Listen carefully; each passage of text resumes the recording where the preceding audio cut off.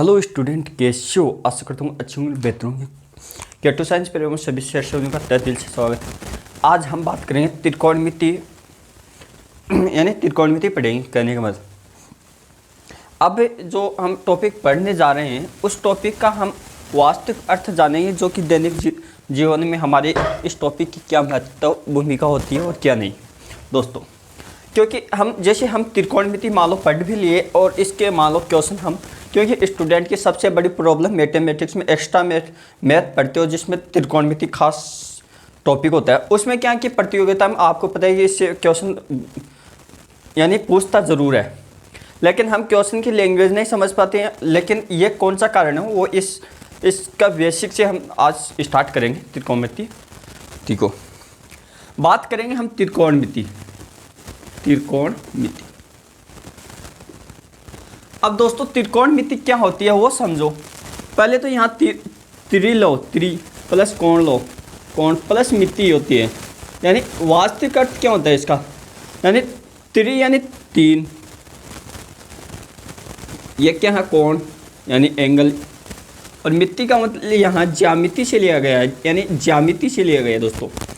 अब इसकी मुख्य विशेषता क्या होती है वो समझो।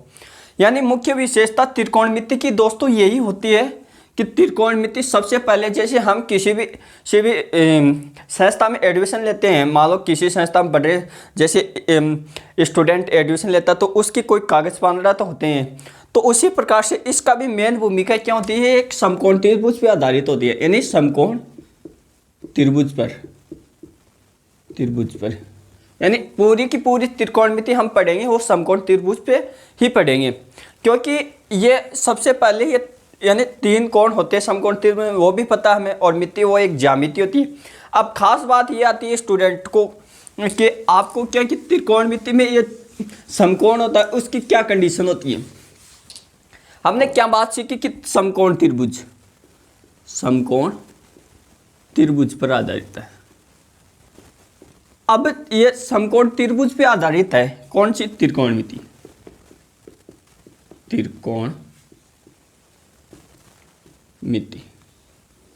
अब त्रिकोणमिति प्रश्नावली समकोण त्रिभुज पर आधारित है, ये तो हमने बात सीखी, आधारित है। अब समकोण त्रिभुज क्या होता है, यानी ऐसा त्रिभुज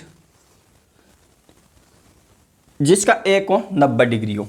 यानी हम इसको मान लेते हैं ए, इसको बी और डी, ये 90 डिग्री हो गए। तो हम इसको क्या लिखेंगे, कोण को ऐसे लिख दें, कोण बी 90 डिग्री। अब मान लो ये कोण थीटा है, थीटा, इसको क्या बोलेंगे, थीटा, क्या बोलेंगे, थीटा। अब ये भी एक कोण होता है, एक कोण होता है, हम मान लेते हैं, मान लो यार थीटा ने के हम अक्ष भी मान लेते हैं, अक्ष कोण मान लेते हैं। अब क्या है ये कोण थीटा है। अब क्या इसमें वास्तविकता में क्या होता है कि वास्तविक में हमें त्रिकोणमिति ज्यामिति, ये मान लो आप ऐसे बना दिया, ऐसे, ये कोई त्रिभुज नहीं है, इसका चाहे 90 डिग्री कोण हो। अब आपने ऐसे भी बना दिया, ऐसे करके ऐसे, और मान लो ये 90 डिग्री, ये भी कोई त्रिभुज नहीं है, क्योंकि इसकी तीनों भुजाएं बंद आकृति से गिरी हुई। तीन ऐसी भुजाएं जो बंद यानी तीनों भुजाओं गिरी हो और बंद हो, ये ज्यामिति निश्चित है और खुली नहीं है, तो ये त्रिभुज होगा। अब इसमें पहली कंडीशन क्या है, समकोण त्रिभुज में पहला एक कोण 90 डिग्री हो रहा है, ये 90 डिग्री हो रहा है। अब क्या बात ये यहाँ तक हो गई। अब हमें क्या पता चलेगा कि समकोण त्रिभुज है कि नहीं, वो होती है एक पाइथागोरस प्रमेय, पाइथागोरस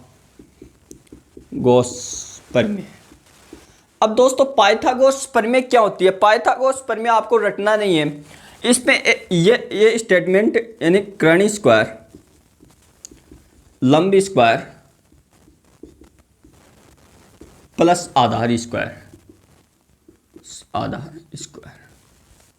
यहाँ स्क्वायर लग जाएगा।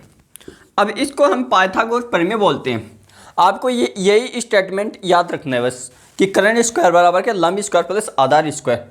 अब बात इसमें क्या आती है कि ये कर्ण क्या होता है और लंब क्या होता है, और आधार क्या होता है। क्योंकि जैसे स्टूडेंट कक्षा 10 में पढ़ता है तो उसको ये भी नहीं मालूम तो लंब कौन सा आधार कौन सा, क्योंकि वो थीटा के अनुसार बदलता रहता है। अब इसमें ये बात ध्यान में रखना है कि आपने ये इतना लिख लिया,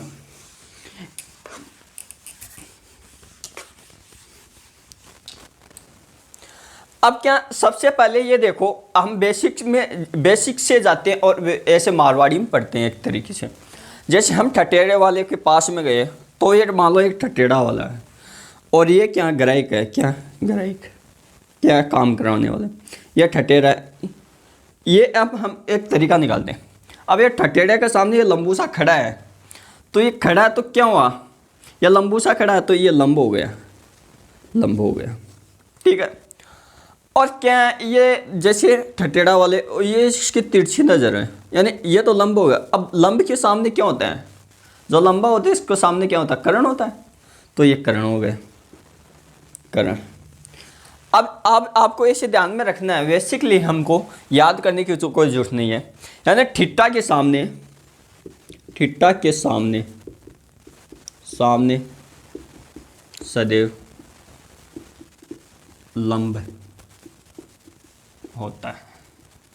यानी ये छोटी सी लाइन आपको याद हो गई तो आपको कोई मिस्टेक नहीं, यानी थीटा के सामने वाली भुजा लंब होती है, ऐसे लिख लो चाहिए, या लगा के इसको लेना, थीटा के सामने, थीटा के सामने ने वाली भुजा लंब होती है, लंब होती है। अब दोस्तों ऐसे आपने याद रख लिया कि थीटा के सामने वाली भुजा लंब होती है।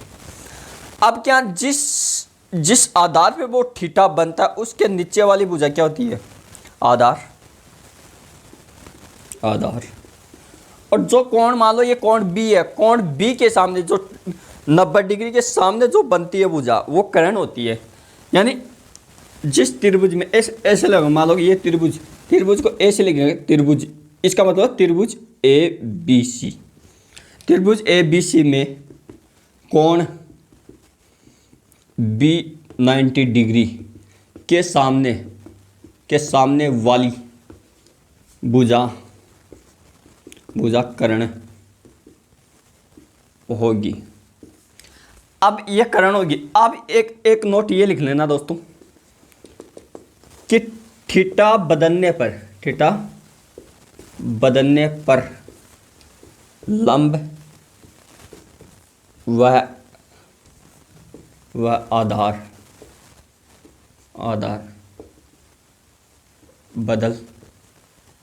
बदलते हैं। यानी ये थीटा कोण मान लो यहाँ है तो लंब कौन सा होगा, आधार कौन सा होगा, वो बदल जाएगा, जबकि कर्ण कभी बदलता नहीं है। यानी थीटा मान लो यहाँ है तो यहाँ है तो वो बदलेगा नहीं। ये हमारी बेसिकली है। मान लो ये थीटा ऐसे है, कोण ऐसे दे रखा है और यह हमने बी कोण के यहाँ बी था या सी या ए, यहाँ थीटा दे दिया आपने, कोण थीटा ए न्यून कोण दे दिया। अब आपको पूछे तो 90 के सामने ये तो कर्ण होगी। अब क्या थीटा के जस्ट सामने वाली भुजा लंब, तो ये लंब, तो और ये आधार, ये आधार दोस्तों। अब आपको समझ में आएगा कि बेसिकली हमें क्या देखना है, थीटा के सामने लंब और जो कोण 90 डिग्री है उसके सामने वाली जस्ट भुजा क्या होगी, कर्ण होगी दोस्तों, और शेष भुजा आधार हो जाती है। आप इसमें यहाँ तक हमने जैसे हमने बेसिकली जान लिया कि समकोण त्रिभुज क्या होता है और समकोण त्रिभुज की क्या विशेषता है।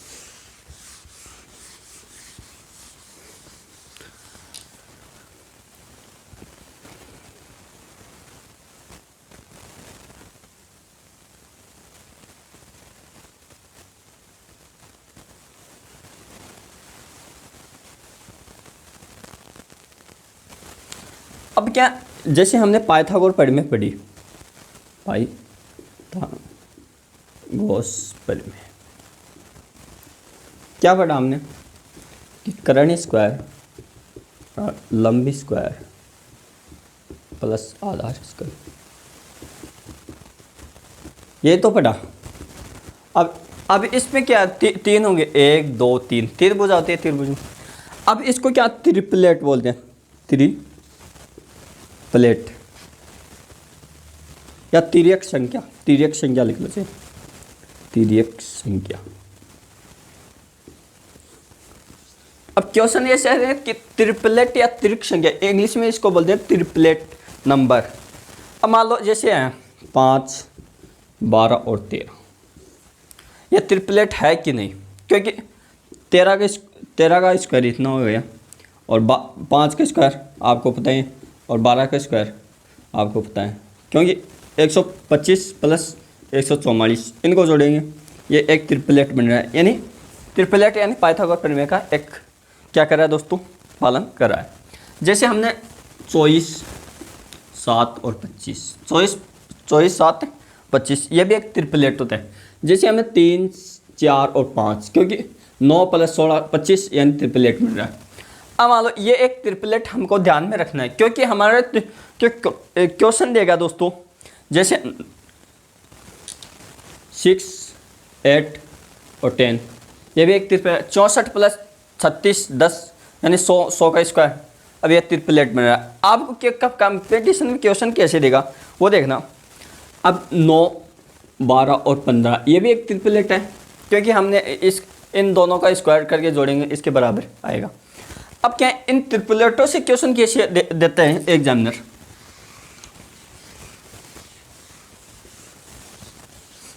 कि हमने तो ऐसा पढ़ा है कि समकोण त्रिभुज पाइथागोरस प्रमेय लागू होती है। अब क्वेश्चन कैसे देगा, मान लो इसको ए मान लो, इसको बी मान लो, इसको सी मान लो, और डी ऑप्शन और बना देते हैं।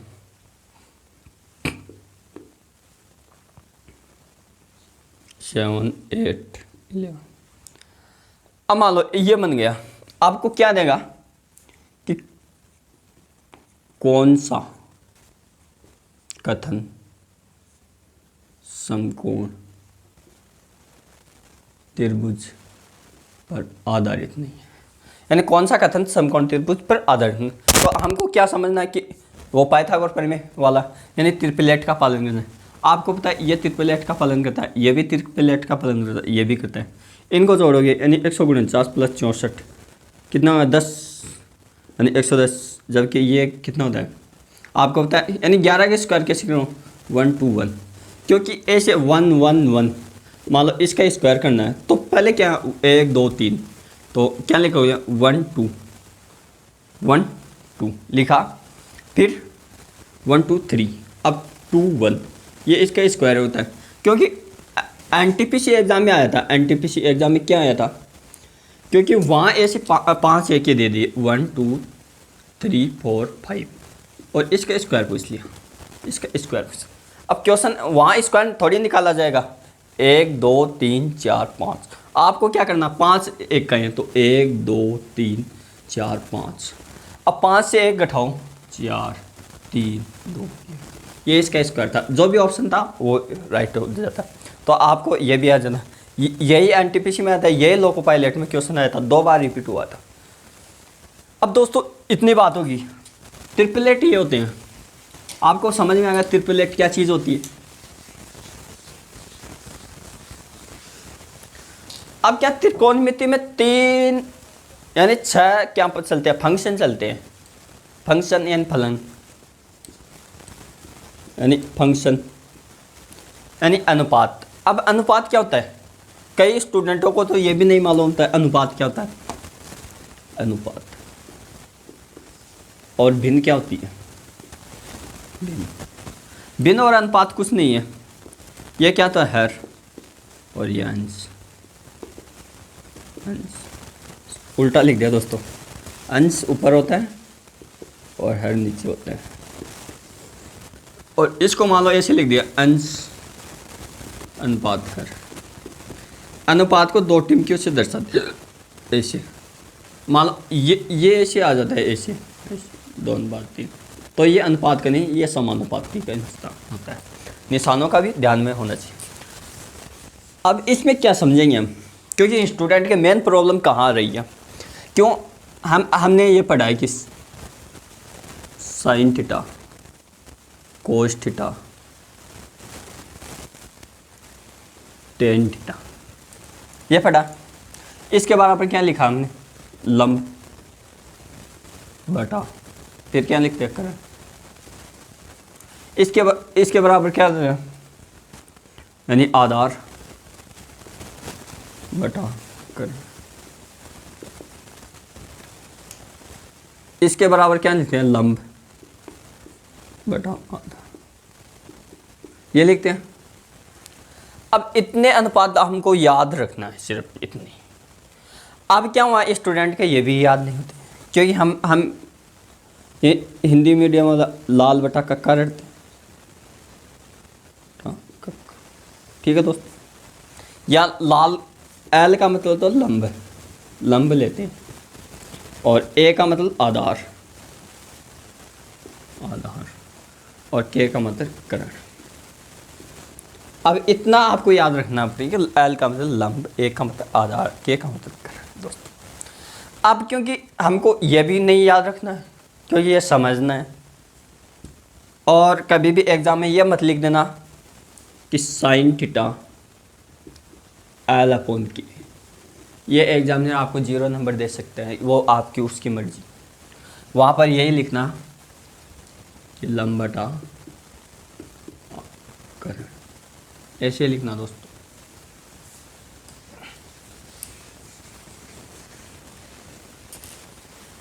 अब क्या ऐसे आपको याद रख लेंगे कि ऐसे एल ए एल लाल बटा का। अब देखना ये तीनों अनुपात कैसे याद रखोगे, वो भी देखना। इसकी ट्रिक आसान है दोस्तों, क्योंकि मान लो ये साइन का हो जाएगा,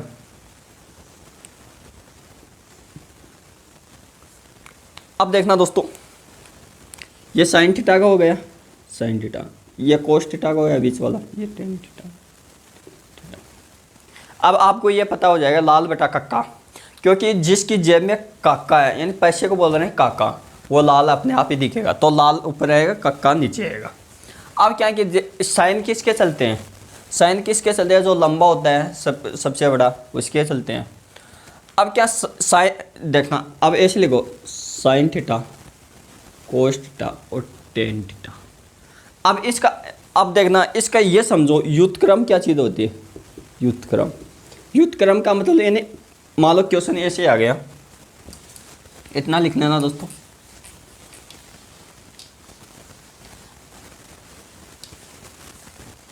क्या है देखना कि अक्ष का व्युत्क्रम, व्युत्क्रम है, तो वो क्या होता है, अक्ष का व्युत्क्रम, अक्ष का व्युत्क्रम क्या होता है, 1/x। जैसे हम मारवाड़ी में जैसे क्लास में पढ़ाता है स्टूडेंट को टीचर कि साइन का उल्टा दोस्तों क्या होता है, साइन का उल्टा 1/कोसेक थीटा, यही तो सिखाता है। लेकिन वो कभी ये नहीं बोलता कभी भी स्टूडेंट को कि ये साइन का व्युत्क्रम क्या होता है, कोस थीटा, क्योंकि वहाँ एग्जामिनर में ऐसे दे देगा कि साइन थीटा या अक्ष कुछ भी दे सकता है, तो उसका उल्टा क्या होगा, अक्ष क्या यहाँ कौन हो सकता है, कौन होगा। अब क्या वो तो निर्भर करेगा कि कितना होगा, वो देगा एग्जामिनर आपको। अब क्या अक्ष का इसी प्रकार से देखना, साइन का कोसेक थीटा हो गया। अब याद रखना साइन कोस टेन का उल्टा क्या होता है, उल्टा यानी व्युत्क्रम, यानी साइन थीटा कोस थीटा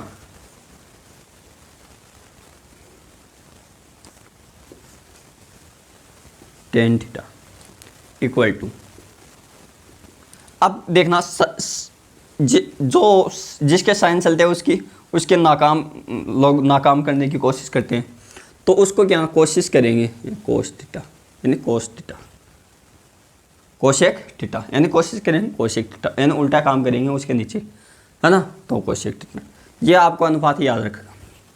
अब जो टेन डला सकता है उसके जेब में कोटा होना चाहिए, तो इसका व्युत्क्रम क्या हो जाएगा, 1/कोट थीटा, कोट थीटा। इसका व्युत्क्रम क्या, 1/कोट थीटा। इसका याद हो गया, इसका याद हो गया, तो इसका बच गया कौन सा, सेक थीटा। दोस्तों क्या बच गया, सेक थीटा, तो इसका क्या हो गया, 1/सेक थीटा। याद करने की जरूरत है नहीं है, याद हो गए। ऐसे ही हम भी क्या करेंगे, मान लो अब कोट का पूछ लिया आपने, कोट थीटा का अनुपात निकालेंगे, कोट थीटा का अनुपात निकालेंगे, तो कैसे निकालेंगे, कि लाल बटा कक्का का उल्टा करेंगे, तो उल्टा करेंगे तो ऐसे कक्का बटा एल आ गया, तो आधार, आधार बटा लंब। ऐसे क्या इसका यह सेक हो जाएगा, कोशिका हो जाएगा। ठीक है दोस्तों, ये थी हमारी पहली क्लास जो त्रिकोणमिति की।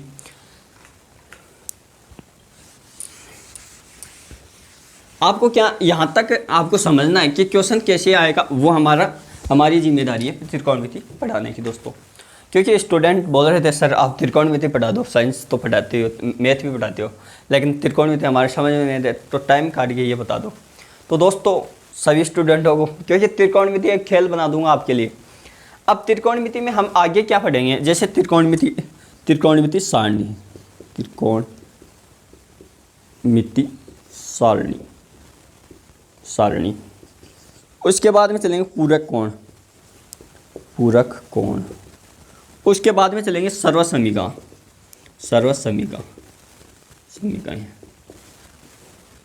ये तीन है। उसके बाद में चलेगा चौथा त्रिकोणमिति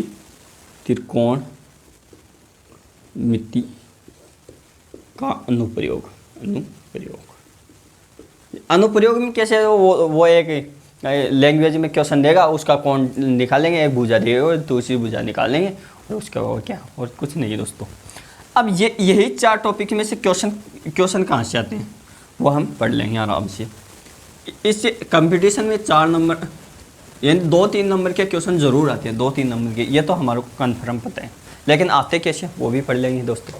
thank you, all the best. आपको पहली क्लास कैसी लगी वो कमेंट करके बताइए। जो भी स्टूडेंट अभी तक K2 साइंस परिवार में नहीं जुड़ा वो चैनल को सब्सक्राइब करके जुड़ जाए, ताकि उसको वीडियो के नोटिफिकेशन समय से पे मिल सके। Thank you. आपको जो भी डाउट होता है, जो भी आपको नहीं समझ में आता, वो कमेंट करें। Thank you, all the best.